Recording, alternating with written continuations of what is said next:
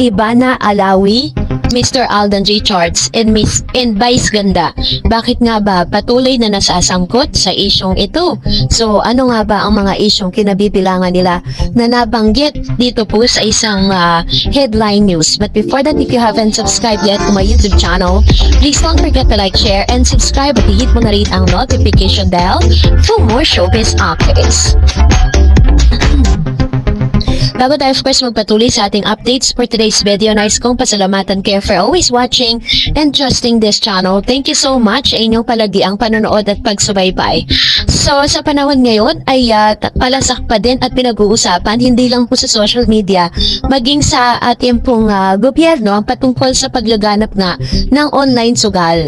No, sa isang ulat po by Representative Rufus Rodriguez ng Cagayan de Oro 2nd District sa isang privilege speech noong August 5, 2025 ay nagsabi na dapat ng aksyonan ang tinatawag niyang silent pandemic ng online gambling sa bansa. Ayon sa kanya, ang pagbabago ng sugal mula sa physical na casino tungo sa mobile apps ay nagdudulot ng mas malawak na accessibility kabilang na ang mga menor de edad. Pwede nang mag-register, mag-deposit gamit ang e-wallet at malulugi agad sa loob lamang ng ilang minuto. Ayon sa isang pag-aaral ng Digital Risk Observatory 2025, tinatayang 34 milyong Pilipino na halos isa sa bawat tatlo ang nakasubok na mag-online gambling, kung saan 64% ay regular na tumataya. Marami rito araw-araw at nakakabahala sa 30% na mga alahok ay nasa pagitan ng 15 to 24 years old. Marami sa kanila ay nagsimula bago mag-18 years old pa lamang, no? Nakakabahala raw na higit sa 15 top celebrity. Dito na po nabanggit ang pangalan nitong mga to. Una si Miss Ivana Alawi, Vice Ganda, Alden Richards, ang direkta o hindi direktang nag-i-endorso ng mga online gambling platform tulad ng Bingo Plus, Arena Plus, OkBet at Stake.com. Ipinapakita umano ang sugal bilang bahagi ng isang aspirational lifestyle. So dahil dyan, pinag-uusapan po yan online. Sabi nga po ng ilang mga netizen na si Vice Ganda raw ay sinasabi niya, lagi niya sinasabi sa kanya mga inspirational talk na wala daw di umanong yumayaman sa sugal, pero bakit po siya nag-i-endorse ng sugal?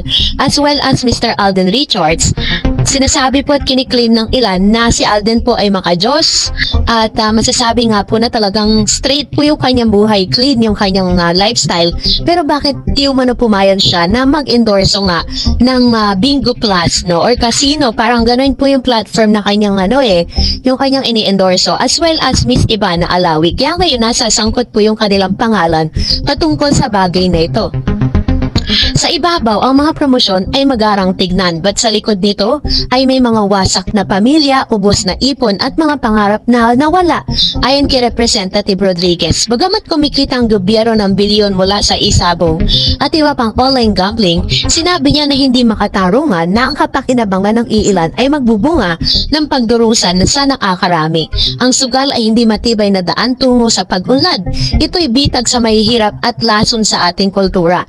Kaya naman nanawagan siya sa Kongreso na ipagbawal ang lahat ng form ng online gambling at harangan ang paggamit ng e-wallet gaya ng GCash, PayMaya, ShopeePay sa pagtaya. So, dahil dyan, samot-sari po, no, ang mga opinion, no, ng iba't ibang netizen patungkol dito, lalo-lalo na sa mga sikat na artista na may malawak at malakas na impluensya. Sabi dyan, may panganib yan, madaling maaabot, mapanganib lalo na sa mga kabataan.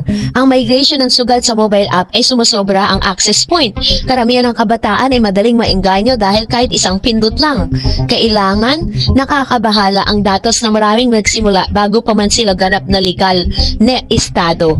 So, at gumagamit din ang platform ng ilat mga sikat na artista para sa mas malawak na impluensya. Si Miss Ivana Alawi po is one of the most followed celebrity sa kanya pong platform. Meron po siyang almost ilang milyon po sa YouTube, ilang milyon sa Instagram, sa Facebook, sa TikTok. So, masasabi talaga natin na napakalawak at napakalaki ng kanya pong platform. Ganon din po si Vice Ganda na meron pong 20 million followers sa kanya pong social media account. Ganon din si Alden Richards, ganon kalawak yung kanilang influence. Kaya po pinag-uusapan yan kapag ang mga kilalang tao, mga iniidolo ng publiko, ang nag-i-endorse ng sugal, kaagad itong nagiging normal, maganda, aspirational. Ngunit sa likod ng ilaw at saya, may mga bahay na napuputol at buhay na nadadaig ng bisyo. So, dahil dyan, meron pong pinakita na parang pananalig sa kita versus pananagutan sa lipunan. Malaking porsyento ng kita ng gobyerno ang nagmumula sa sugal. Kaya ako natatanong ninyo, bakit nililegalize ng government yung mga ganitong online gambling? Kasi nga po, meron silang tinatawag na tax. Yung tax na yon ay pumupunta po sa gobyerno, no? Na yun po yung ginagawang revolving fund para dito po sa pagpapatakbo ng ating bansa. At kinabukasan, para lang doon, ang kita dapat hindi maging dahilan upang ipagwalang bahala ang pagpunlad ng tao at komunidad. So, meron din mga maaaring hakbang na pwedeng gawin. Una, striktong regulasyon. Higpitan ng age verification, i-block ang access sa mga menor de edad. Limitahan ang publicity. Bawal ang celebrity endorsement, dapat malinaw na disclaimer. So, parang sinasabi nila dito na kapag po na-aprobahan na lahat po ng mga celebrities na i-endorse ng sugal, tatanggalin na po yun sa kanila.